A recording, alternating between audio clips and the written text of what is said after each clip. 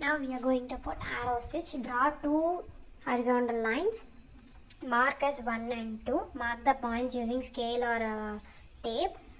Between two lines, mark another 1 point also. In any left side or right side edge.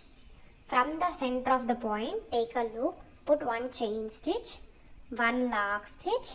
Again, from first line to second line, put one chain stitch, one lock stitch. Again, from second line to the center point, put one chain stitch and put lock stitch. Again, take the loop from that side. Here you can see 4 thread split into 2.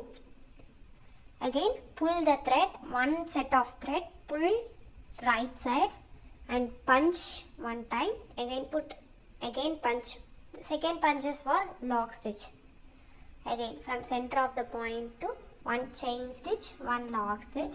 From first line to second line, again put one chain stitch, one lock stitch.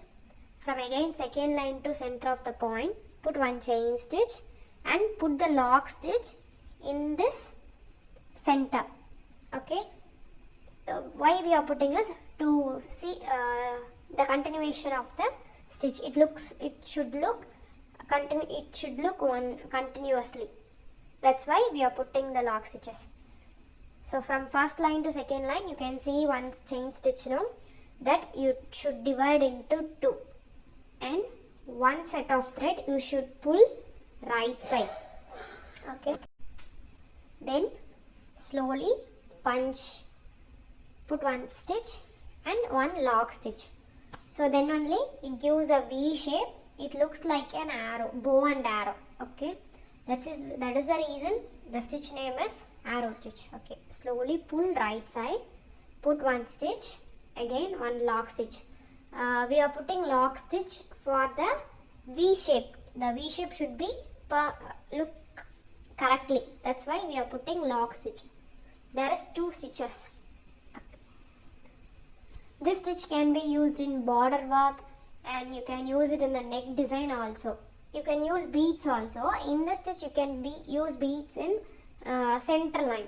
Okay, yeah, there is one chain stitch. Now I am putting now. That chain stitch you can load beads, kaddana, jardosi, everything you can load. And you can load on the slanting lines also. From center to first line and center to second line, there is one small slanting stitches, right? And that stitches also you can use beads, kaddana, everything you can use it. This stitch is little bit easy because type 1 and type 2 looks similar, same method only.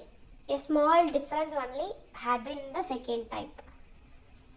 If you practice first type, second type will be very easier. While finishing the stitch, you should put ending knot every time because the stitch should be finished. The ending knot, when you put ending knot in any image or anything, that should denote the stitch has been completed. That's why we are putting every time, each and every time, lock stitch and ending knot to denote that the stitch has been finished. Okay, for type 2, draw 2 lines, mark as 1 and 2. The same way, in between line 1 and 2, mark 1 point, one chain stitch, one lock stitch. Again from line 1 to 2, one chain stitch, again lock stitch. From line 2 to center point, one chain stitch, one lock stitch. Okay, now you can see this thread now split into 2, and first part you should pull left side and punch it, and second set of thread you should pull right side and put 2 stitches, the same as first type. Okay, one chain stitch, one lock stitch. Again from line 1 to 2, one chain stitch, one lock stitch. Again from line 2 to 3, one chain stitch and lock stitch.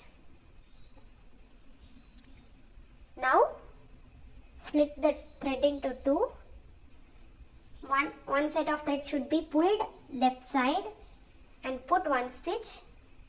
Another set of thread should be pulled right side and put 2 stitches. One is normal chain stitch and another one is lock stitch. So 2 times you are going to punch that. This is arrow stitch type 2 method. The stitch looks like bow and arrow. You all know, right? Bow and arrow.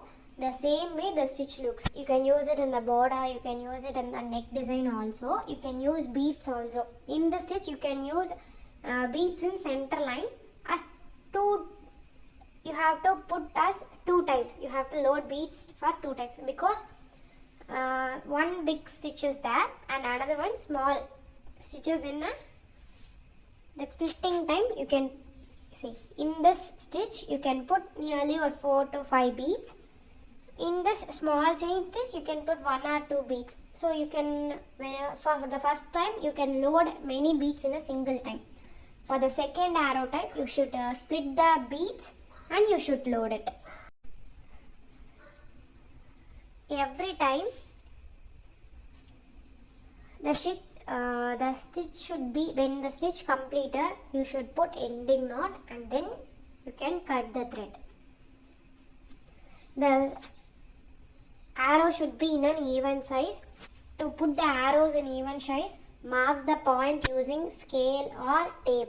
So then only the arrows will be in a same size. Okay, in the first type I have already marked in line. When the video is starting, I have marked each and every point. Like that, you should mark the point and work it. It will give neat